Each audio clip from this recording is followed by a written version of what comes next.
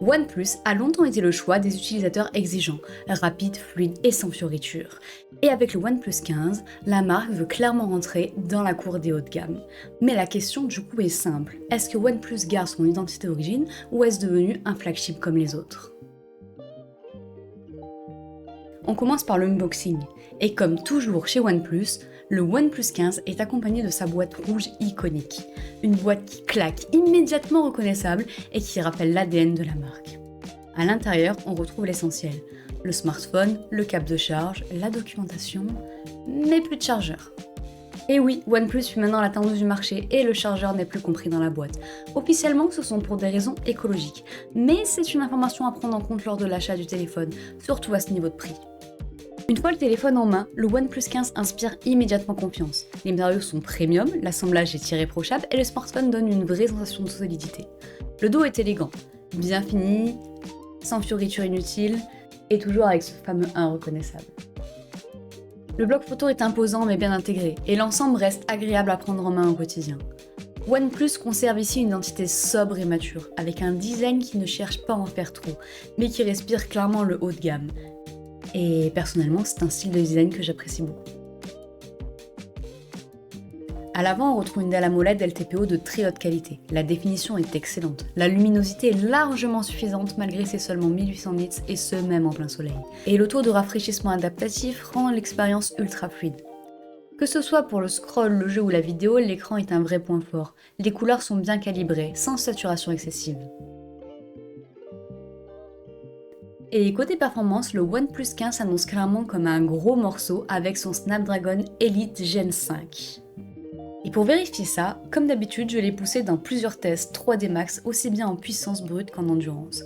Sur le style Nomad Lite, le OnePlus 15 affiche un score autour de 2900 points, ce qui le place au-dessus de la majorité des smartphones haut de gamme actuels. Même chose sur le Solar by Extreme, un test très exigeant en calcul graphique moderne. Les résultats sont solides, avec un positionnement clairement premium. Et sur le Wildlife Extreme, on atteint plus de 7300 points, avec une fluidité élevée et des FPS qui restent confortables sur des scènes très lourdes. En clair, cela veut dire que le OnePlus 15 n'aura aucun problème à faire tourner des jeux très gourmands. Mais là où ça devient intéressant, ce sont sur les stress tests. Sur Still Nomad Lite Stress Test, on observe une baisse de performance progressive, avec une stabilité autour des 50%. Ça montre que le téléphone régule pour éviter la surchauffe plutôt que de tout donner au début. Sur le Solar Ibar Extreme Stress Test, la stabilité monte à environ 65%, avec une chute moins brutale et une meilleure tenue dans le temps. Enfin, sur le Wildlife Extreme Stress Test, la stabilité est plus basse, autour de 45%, mais on parle ici d'un test volontairement très violent, qui met à genoux quasiment tous les smartphones du marché. Oui, il y a donc du throttling, mais il est maîtrisé et cohérent. Donc en résumé, le OnePlus 15 est clairement un choix cohérent. Ce n'est pas le téléphone le plus puissant, il n'est pas destiné aux gens qui veulent les plus gros chiffres, mais il restera parfaitement cohérent et stable pour l'utilisation de tous les jours et ce même dans le jeu vidéo. Côté photo, le OnePlus 15 embarque une configuration triple caméra, entièrement basée sur des capteurs de 50 mégapixels, ce qui montre clairement l'ambition de OnePlus dans la partie photo. Le capteur principal est un Sony IMX906 de 50 mégapixels, avec une ouverture à f1.8. C'est le capteur utilisé pour la majorité des photos. Celui qui gère la lumière, les couleurs et le rendu global de l'image.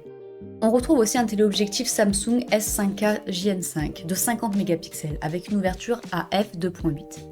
C'est lui qui est sollicité pour les prises de vue à distance et le zoom, avec un rendu qui repose à la fois sur l'optique et sur le traitement logiciel. Le troisième capteur est un ultra grand angle Omnivision OV50D40 Light Hunter 400. Lui aussi est de 50 mégapixels, avec une ouverture à f2.0. Il permet de capturer des scènes larges, de l'architecture ou des paysages, tout en conservant la bonne cohérence avec le capteur principal. Comme souvent chez OnePlus, le rendu final repose beaucoup sur le traitement computationnel, avec une image pensée pour rester lisible et équilibrée et agréable à regarder, même dans des conditions très compliquées. Maintenant que nous avons fait le tour du matériel, regardons ce que vaut réellement le téléphone en conditions réelles, sur le terrain, toujours dans le nord, toujours en hiver et donc toujours par temps gris. Sur cette première photo, malgré un ciel, comme je l'ai dit, grisâtre, la lumière est bien gérée. Le téléphone n'a pas cramé les couleurs, on conserve de la matière et le bâtiment reste bien détaché. En grand angle, les lignes restent propres et la scène reste parfaitement lisible, même sur une image très large, même sur des scènes complexes. Le rendu reste équilibré et cohérent. Les zones sombres restent bien exposées, sans écraser les noirs, même avec un ciel très gris. Les détails architecturaux sont bien resitués, avec un bon niveau de netteté. Sur des sujets isolés et contrastés, le OnePlus 15 conserve un excellent niveau de détail, même sur des détails très fins. Sur la girouette par exemple, les contours sont nets et bien définis. En macro, le téléphone ne lisse pas excessivement l'image, les textures restent naturelles, détaillées et agréables. Ce n'est pas le meilleur flagship que nous avons eu en macro, mais le rendu reste clairement exploitable.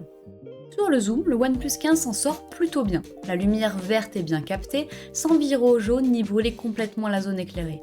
On voit clairement que le traitement logiciel est présent. Les contours sont un peu lissés et la texture du mur perd légèrement en finesse. Mais pour ce niveau de zoom, le résultat reste propre et lisible. Le OnePlus 15 propose aussi pas mal de modes supplémentaires, comme le mode nuit, la pause longue, le ralenti ou le timelapse, ou encore la vidéo pro. Je ne les ai pas toutes testées en détail, mais ils sont bien présents pour ceux qui aiment aller plus loin. J'ai quand même testé le scanner de texte, et le traitement computationnel fait plutôt bien le travail finalement. On sent clairement que le logiciel intervient bien sûr, mais le rendu reste propre et plutôt lisible, tant qu'on n'abuse pas trop de la distance. Enfin, côté photo, voici le mode selfie de l'appareil avant.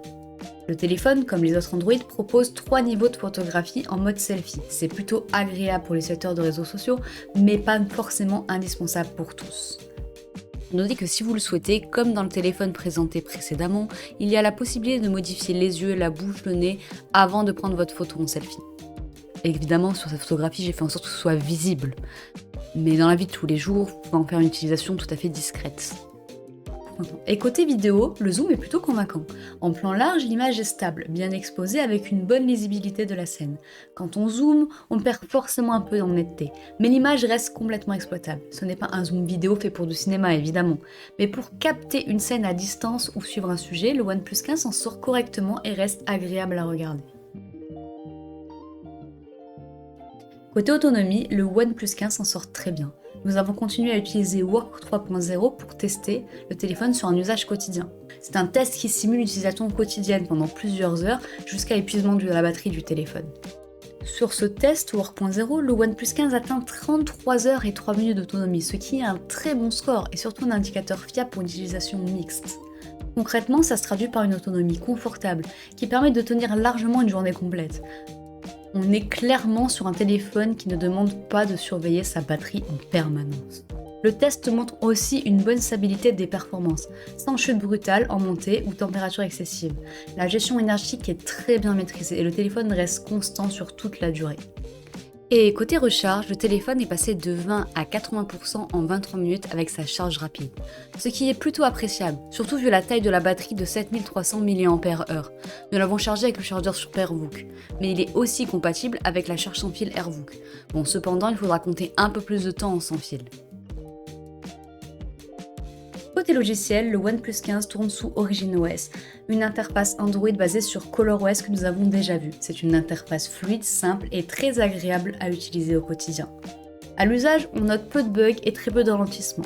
L'ensemble est maîtrisé avec une vraie impression de stabilité et de contrôle. Je précise un peu de bugs, mais je n'en ai pas rencontré lors de mon utilisation. Cependant, comme dans le passé j'en ai déjà vu sur ColorOS, il n'est pas impossible d'en rencontrer un. L'ensemble est maîtrisé avec une vraie impression de stabilité et de contrôle. Même après personnalisation, thème, widget, réglage, le système reste lisible, équilibré et ne donne jamais l'impression de s'alourdir. De plus, l'installation des thèmes est simple et rapide. Et les fenêtres flottantes, vous devez savoir à force que j'aime beaucoup cette option, fonctionnent extrêmement bien sur la version 16. Nous n'avons pas eu de problème sur les logiciels que nous avons testés, comme par exemple Netflix. Comme je l'ai dit, je n'ai pas eu de bug ou ralentissement pendant mon test. Donc clairement aujourd'hui, OxygenOS fait partie des surcouches Android les plus confortables à vivre au quotidien. En conclusion, ce n'est clairement pas le smartphone le plus impressionnant du marché, mais c'est tout de même un choix à considérer si l'on recherche un compagnon fiable pour le quotidien. Et c'est ce qu'on demande généralement à un téléphone, être agréable dans l'usage de tous les jours. Donc si c'est ce que vous cherchez, le OnePlus 15 est clairement un choix intéressant. On aurait pu s'inquiéter du repositionnement de la marque, mais le OnePlus 15 est un smartphone très abouti. Il ne cherche pas à impressionner à tout prix, mais il propose une expérience globale et solide et cohérente, ce qui est agréable dans la vie de tous les jours. Que ce soit en photo, en vidéo, en performance, en autonomie ou sur la partie logicielle avec OxygenOS, tout fonctionne très bien et sans mauvaise surprise.